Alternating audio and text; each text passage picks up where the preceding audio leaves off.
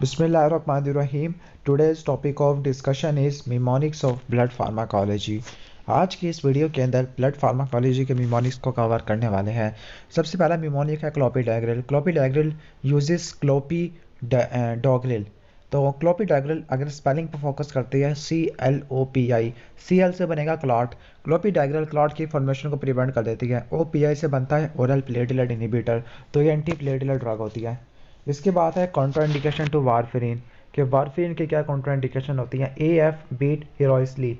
ए से बनेगा adherence poor. F से बनेगा फाल्स हिस्ट्री या रिस्क पहले से हो चुकी है। B से ब्लीडिंग या कोआगुलेशन डिसऑर्डर और H से बनेगा हाइपरटेंशन, क्योंकि hypertension plus warfarin is equal to brain haemorrhage.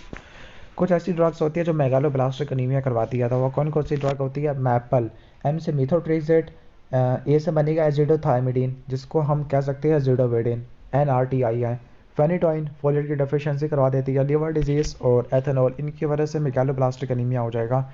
इसके बाद है एनोक्सेप्रिन जो कि लो मॉलिक्यूलर वेट हेपरिन वाली क्लास से बिलोंग करती है। इसका एक्शन ये है कि ये मॉनिटर जो एनोक्सेप्रिन होती है ये फैक्टर 10A पे जाके एक्ट करती है। तो ये 10A की कंसनट्रेशन को मॉनिटर करती है, ना कि प्लाज्मा थ्रोम्बोप्लास्टिन को।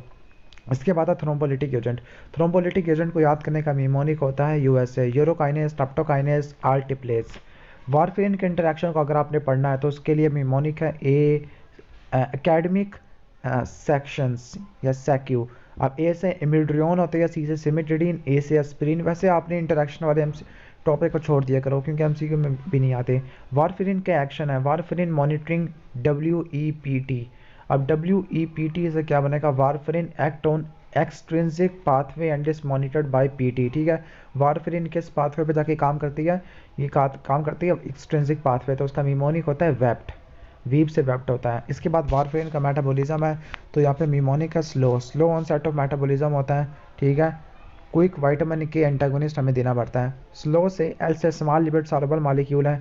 L से लीवर साइट ऑफ एक्शन है। O से ओरल रूट ऑफ एडमिनिस्ट्रेशन और W से वारफेरिन होता है। ओके, तो ये थे ब्लड फार्माकोलॉजी के। अब हम ब्लड फार्माकोलॉजी से रिलेटेड एंटी इन्फ्लेमेटरी ड्रग्स के मिमोनिक को भी कवर कर लेते हैं। एस्पिरिन की कॉन्ट्राइंडिकेशन क्या है। जिसको एलर्जी होती है, एस्थमा होता है, ब्लीडिंग, GIT की इंट्राक्रेनियल ब्लीडिंग होती है। 12 साल से कम बच्चों में नहीं देते क्योंकि राइस सिंड्रोम हो जाएगा। ब्लीडिंग डिसऑर्डर हीमोफीलिया वाले पेशेंट में नहीं देते। तो उसका मिमोनिक होता है ABCD लव TV। L से लिवर डिजीज, U से अल्सरेशन होती है, पेप्टिक अल्सर हो गया। T से थ्रोम्बोसाइटोपिनिया, V से वॉन विलिब्रेंट फैक्टर। एस्पिरिन के साइड इफेक्ट को कवर करने के लिए इसका मिमोनिक होता है एस्पिरिन। एस्थमा हो सकता है, सैलिसाइलिज्म हो सकता है, मेटाबॉलिक एसिडोसिस, रिस्पिरेटरी अल्किलोसिस हो सकती है, पेप्टिक अल्सर डिजीज हो सकता है, फॉस्फोरिलेशन ऑक्सीडेशन अनकपलिंग हो सकती है, प्लेटलेट एग्रीगेशन ब्लॉक हो सकती है, पेटेंट डक्टस आर्टरियोसिस की प्री मेच्योर क्लोजर हो सकती है, इंटेस्टिनल ब्लड लॉस हो सकता है, राइस सिंड्रोम हो सकता है, इडियोसिनक्रेसी हो सकती है, नॉइस हो सकता है। ओके, अब beneficial effect due to prostaglandin synthesis inhibition तो 5A लिखे हुए हैं। प्रोस्टाग्लैंडिन के सिंथेसिस को इनहिबिट करने की वजह से 5A होती है। A से एनाल्जेसिया, A से एंटीपायरेटिक, A से एंटी इन्फ्लेमेटरी, A से एंटी थ्रोम्बोटिक और A से arteriosus ductus closure in newborn. ये हो जाता है। ठीक हो गया। ओके, इसके बाद है एनसेट कॉन्ट्राइंडिकेशन तो उसका मिमोनिक होता है बार्स। ब्लीडिंग में, एस्थमा में, रीनल डिजीज में, स्टोमक के डिजीज में, gastritis, peptic ulcer, hypovolaemia, asthmatic patient में, ब्लीडिंग डिसऑर्डर वाले में इस्तेमाल नहीं करते। एनसेट की क्लासिफिकेशन का मिमोनिक होता है सोफिया PPP। एस से सैलिसाइलेट, A से ऑक्सीकैम, C से fenamic derivative, indole derivative, aryl acidic acid derivative, propionic acid derivative, pyrrolo derivative, pyrazolone derivative. ठीक है, स्टीरॉयड के साइड इफेक्ट को कवर कर लेते हैं। तो एक स्टीरॉयड का नाम आपने सुना होगा बेक्लामेथासोन। B से बुफेलोहम्प, E से इजी ब्रूजिंग, C से कैटरेक्ट, L से larger appetite, obesity, moon face, euphoria, thin arm length, hypertension, avascular necrosis of humeral bed, skin thickening, osteoporosis, negative nitrogen balance and emotional lability. तो हमने मिमोनिक्स को cover कर लिया है blood pharmacology के और एंटी इन्फ्लेमेटरी ड्रग्स के।